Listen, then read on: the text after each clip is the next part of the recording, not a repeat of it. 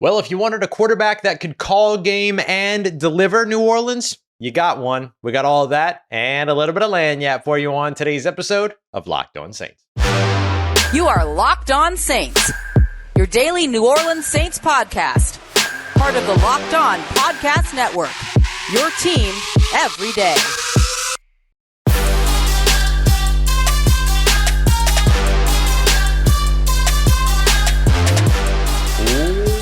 What is good, Who Dat Nation and Who Dat family? Welcome into another episode of Locked On Saints, your daily podcast covering your favorite team, the New Orleans Saints, part of Locked On Podcast Network, your team every day. Thanks so much, as always, for making Locked On Saints your first listen of the day every day. To all you everydayers out there, don't forget you can always subscribe and follow for free on YouTube or wherever you get your podcasts so you never miss the latest episodes.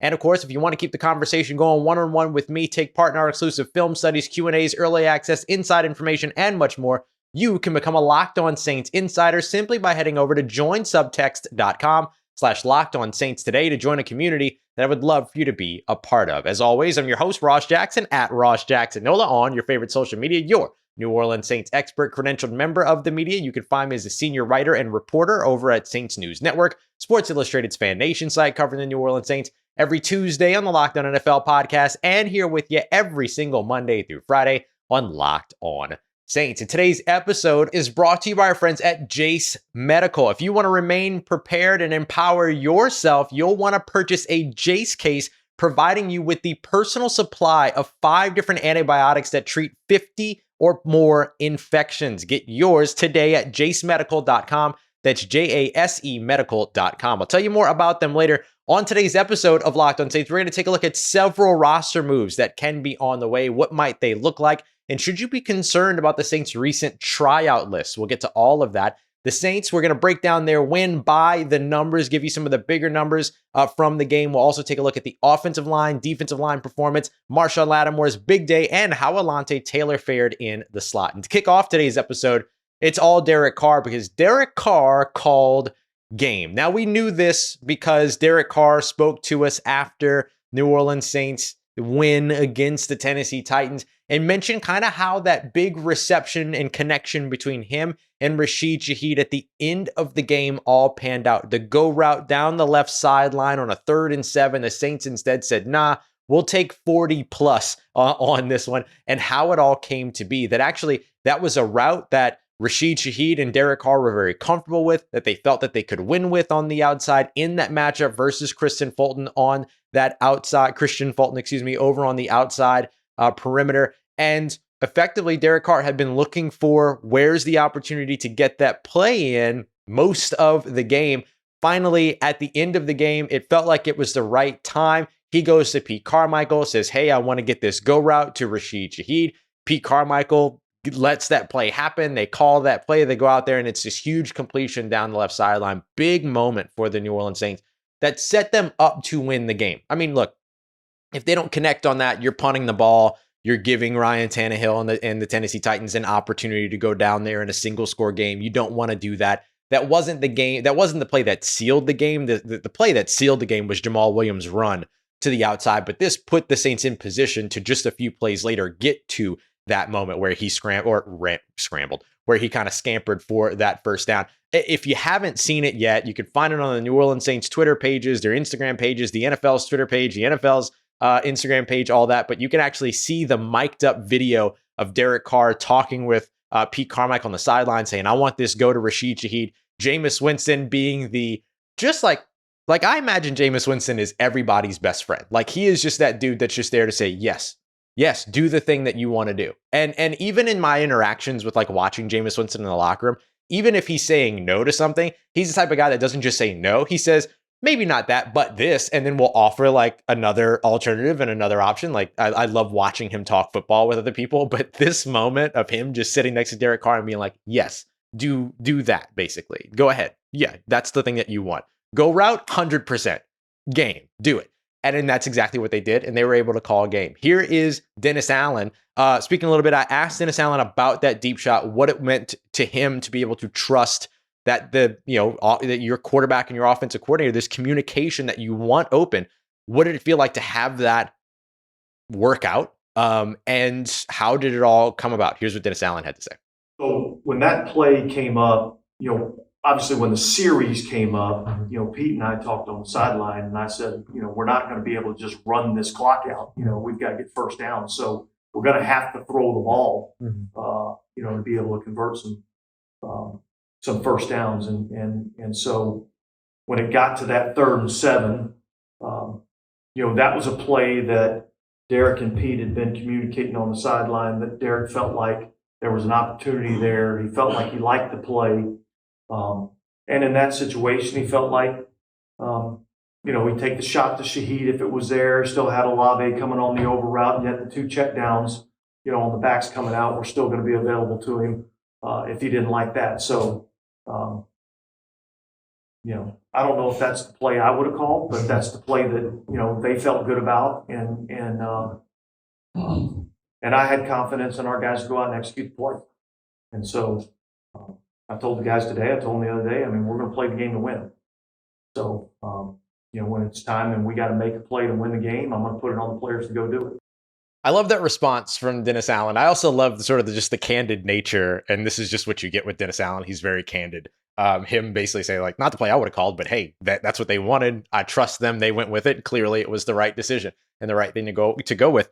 And one of the things that he mentioned there was, we're going to play to win the game, right? That little quote that he mentioned.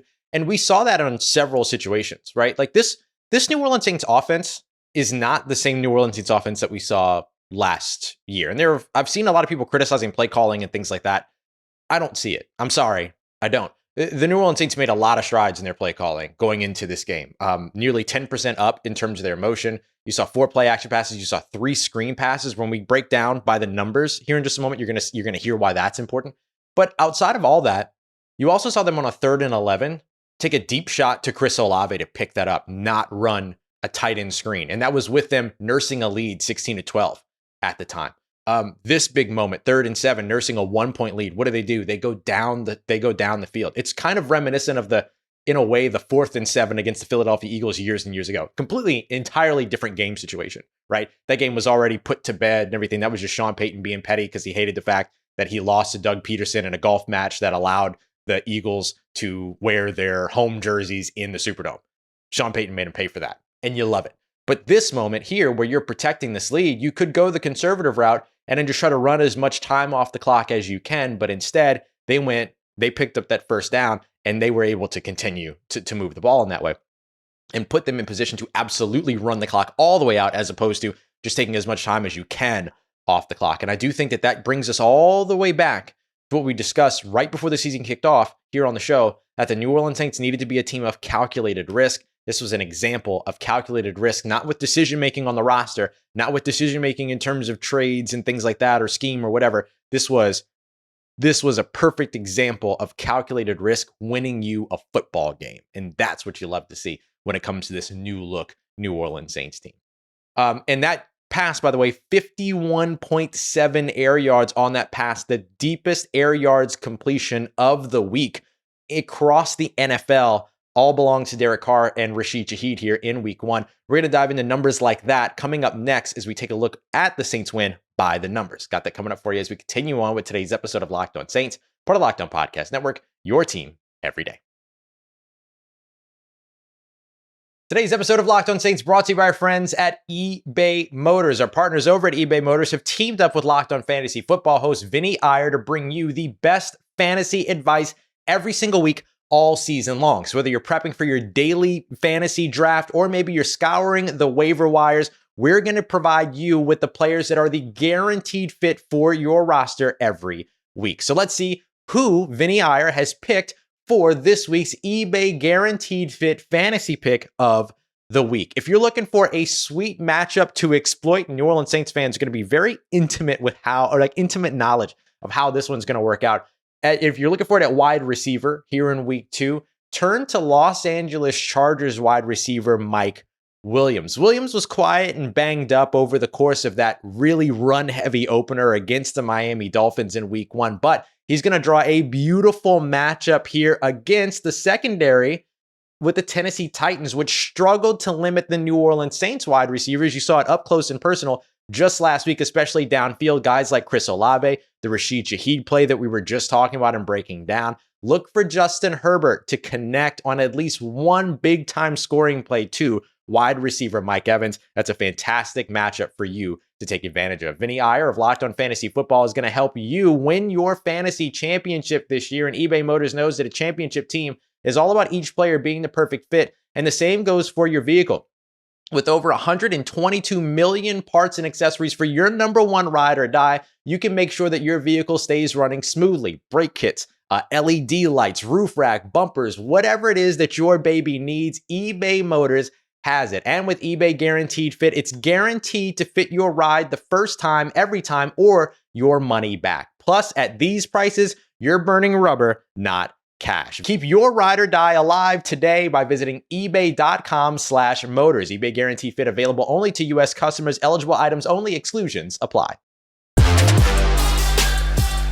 All right, family, continuing on with today's episode of Locked On Saints. With the New Orleans Saints playing Monday night, their practice schedule has shifted. So instead of them having Wednesday, Thursday, Friday practices, they're having Thursday, Friday, Saturday practices that media will be at. So for today's two-a-day, you're not only getting this episode, but myself and PFF's Brad Spielberger are going to sit down and break down Derek Carr's performance and the New Orleans Saints win. And then starting tomorrow, crossover Thursday, we'll start to turn our attention to the Carolina Panthers. So that's the way that two-a-days are going to roll along. And then you can expect a Saturday episode as well, giving you everything you need to know from that day's practice. So a whole bunch of bonus stuff coming up for you here this week. Appreciate all you everydayers here for making Locked On Saints your first listen of the day every day. And of course, on Friday, you've got the NFL Live show as well that will be hosted here, as well as over on Locked On NFL. So you're going to get a bunch of NFL content as well. So let's take a look at the New Orleans Saints win this week, broken down by the numbers. I've got a few select numbers for you here. Locked On Insiders get the whole list of stuff that I prepared because I did a bunch of research this morning to be ready for this. And as always, I researched more than I would ever be able to fit into a show. So that list is available for you over at joinsubtext.com/Locked On NFL, or excuse me, Locked On Saints. But still some numbers here for you.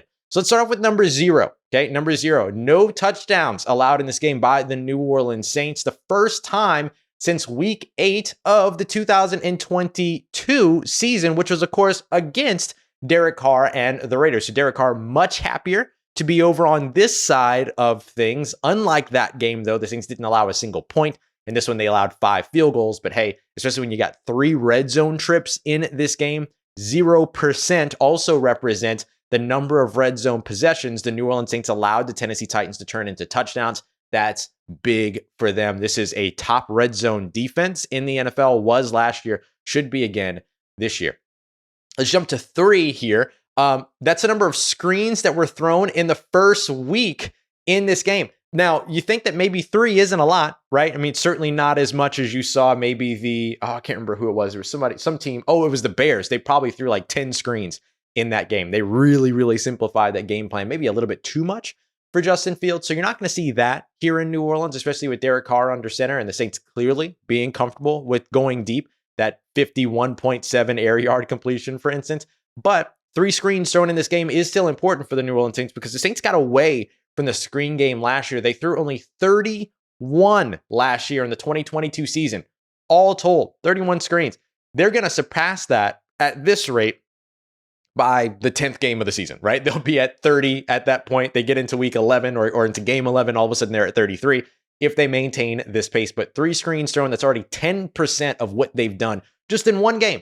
10% of what they did over the course of 17 games last year. Again, a far more diverse offense, but still has some room for greater diversity. We're going to jump to number 4 here. That's the number of play action dropbacks that we saw for the New Orleans Saints. You could definitely use more in this offense. And I get it that the run game wasn't working, but that doesn't really matter as much. The play action still works. Every linebacker, every defensive player's mentality, especially in the front, in like that front 7, is run first. So it still has an impact whether your run game is working or not. The Saints averaged 2.6 yards per carry during this game. Not great, but you can still see some more play action there. I expect we'll see that number tick up over the course of the next few weeks.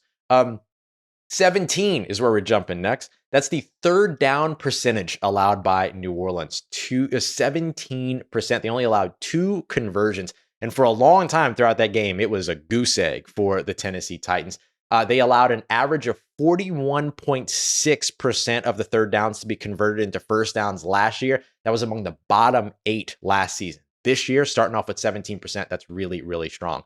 Here's 2 successive numbers for you. 23, that's the number of pressures that the New Orleans Saints pass rush created. 24, that's the number of pressures that the Tennessee Titans pass rush created. So doing great over on the defensive side, but definitely want to clean up over on the offensive side. So let's get into a few more of those numbers more in depth about those pressures that were given up. According to Pro Football Focus, New Orleans Saints offensive tackle and left tackle Trevor Penning gave up the most pressures. No big surprise there. I think we all knew that. The number was 6. That's a big number there for that statistic in particular. 2 of those were sacks, one of which was a hit, and then which I appropriately misspelled in my notes as hurt.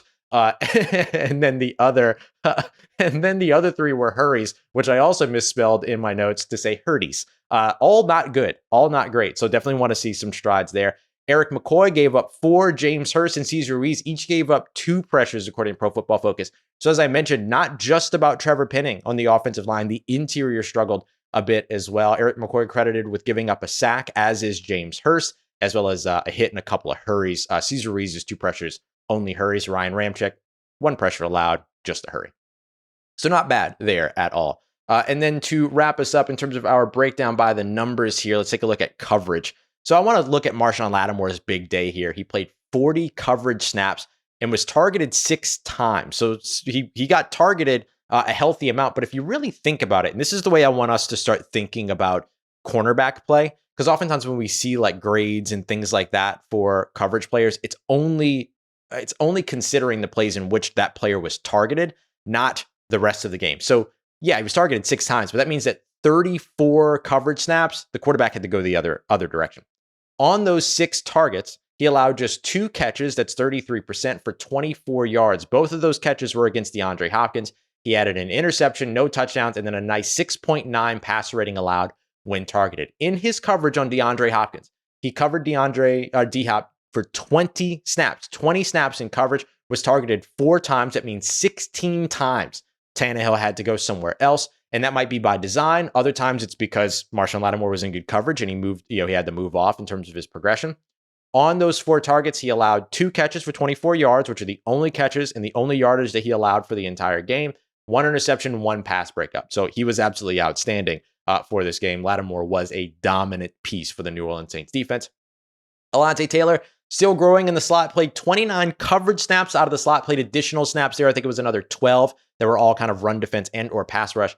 9 times he was targeted, allowed 7 catches. That's 77.8%. So it's a lot of catches, a high volume allowed. That's not unusual in the slot. The big thing is, can you make the tackle at the catch point? 66 yards allowed, 54 of them came after the catch. No touchdowns allowed, no interceptions taken, anything like that. 97.2 passer rating when targeted, 0 forced incompletions for that one. So look, bottom line is that not a bad day for Alontae Taylor. Not a great day, not the biggest and most dominant numbers as we've seen him put up on the outside, but performed very well for his first real reps at the position to not give up over 100 yards, to not give up 10 plus catches, to not give up, touchdowns, anything like that. So Alontae Taylor absolutely coming along in that slot spot. So, all right, that's our look by the numbers. If you want more numbers than that, join subtext.com/LockedOnSaints has you covered. Next, we're going to be taking a look at several roster moves that could be on the way for the New Orleans Saints, including one that absolutely should not happen, including whether or not you should be concerned about the Saints tryout list this weekend, and of course, including filling out now 3 open roster spots. Got that coming up for you as we continue on with today's episode of Locked On Saints, part of Locked On Podcast Network, your team every day.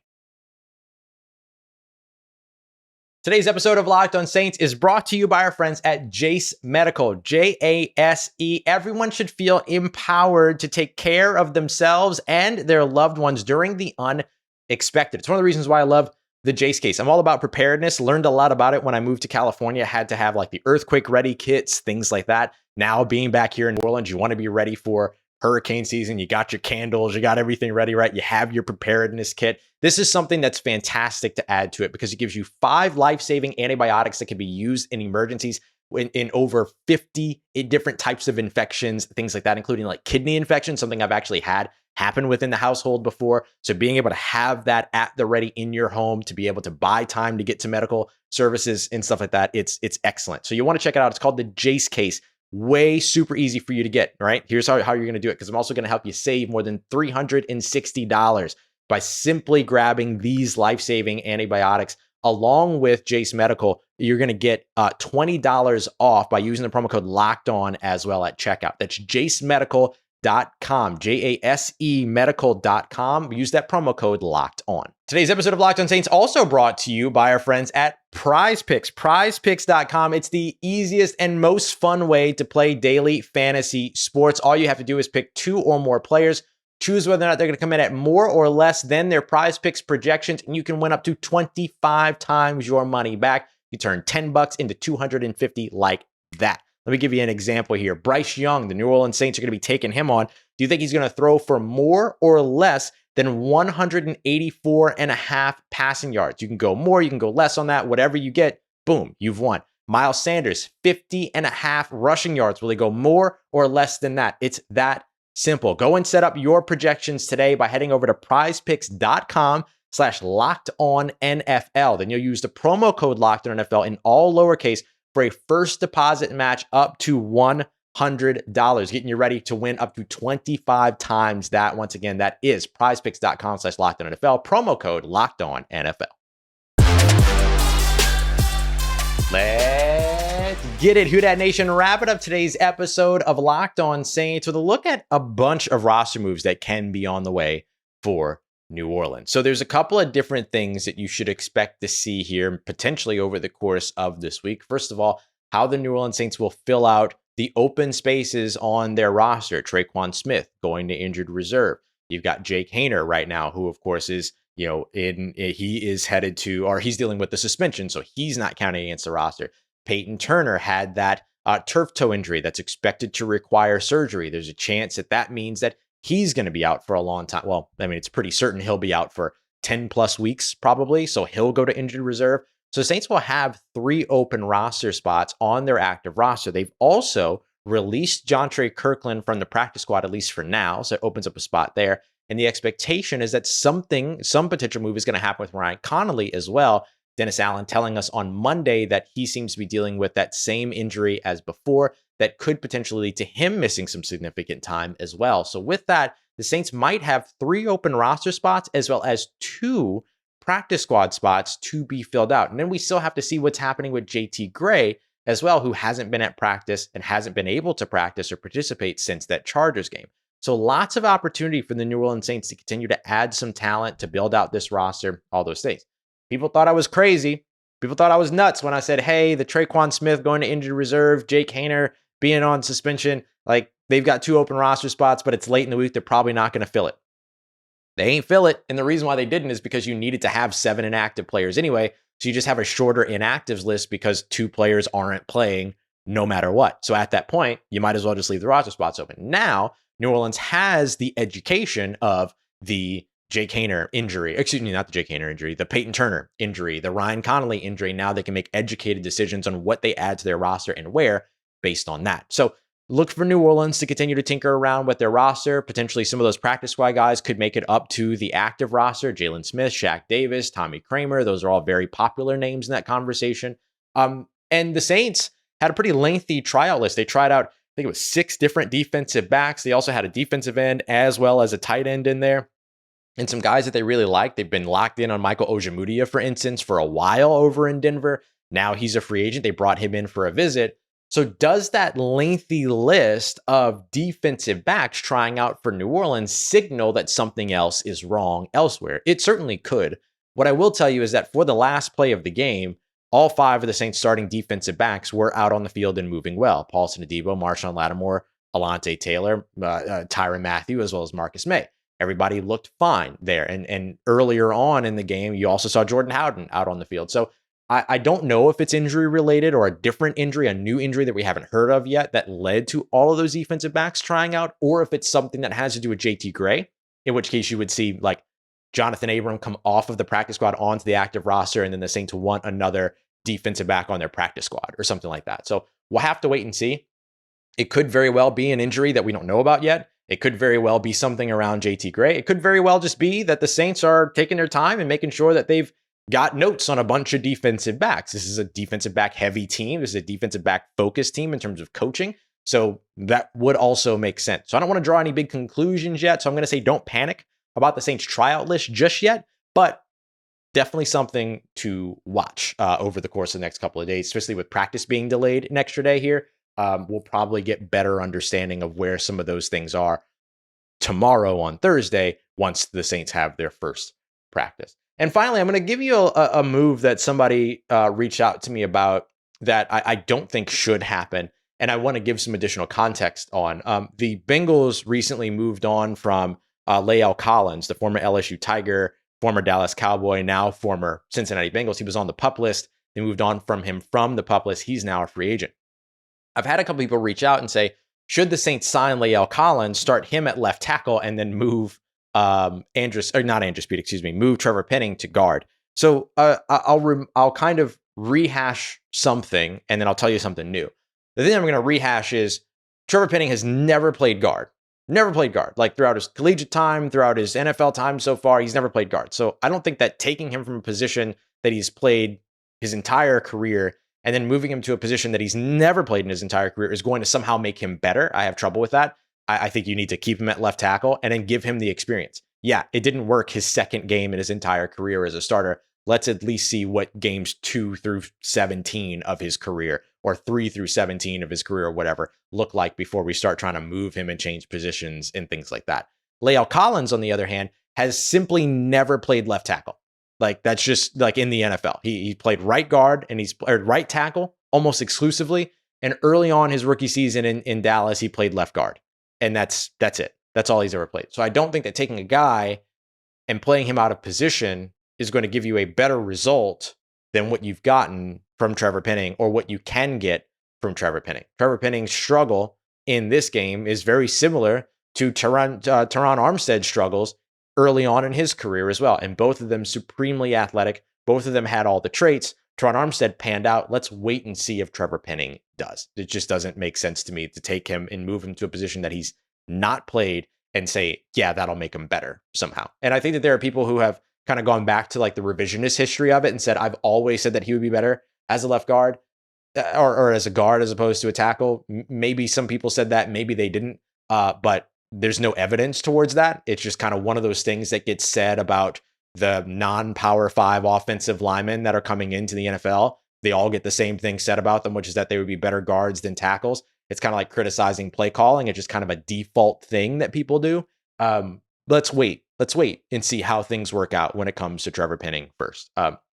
So yeah, La'el Collins is available. That's cool. I think that bringing him in to be, getting a look at him as somebody to be depth on the interior and be depth at right tackle makes a ton of sense. But I don't think that he comes in and takes a starting left tackle position from you. He's not a left tackle, and you can't afford to play around when it comes to that position. But you can afford to have the guy that has all the talent in the world and that has the traits to get it done. You do have the time to give him the experience that he needs in order to be able to grow as a left tackle in this league. That's the way that I look at it. Maybe people look at it differently, but I did want to address that one because I thought it was a good question, but there's really interesting reasons and nuances as to why it doesn't work out. Coming up later on today, Brad Spielberger and I are going to be chopping it up, talking all about Derek Carr, the New Orleans Saints, and that week 1 action, as well as looking ahead to the week 2 action against the Carolina Panthers. Tomorrow's crossover Thursday, myself, Julian Council, breaking it all down for you right here. Appreciate you, as always, for making Locked On Saints your first listen of the day every day. And I thank you very much for making us a part of your day, part of your routine, for saying yes to me and the show. As always, if you see me, say hi. And if you need anything else around your New Orleans Saints in between these episodes, make sure you follow me on your favorite social media at Ross Jackson, NOLA. Hit me up. Let me know how the family's doing. Let me know how you're living. Let me know how you're momming them. And trust you, that nation. I'll holla at you.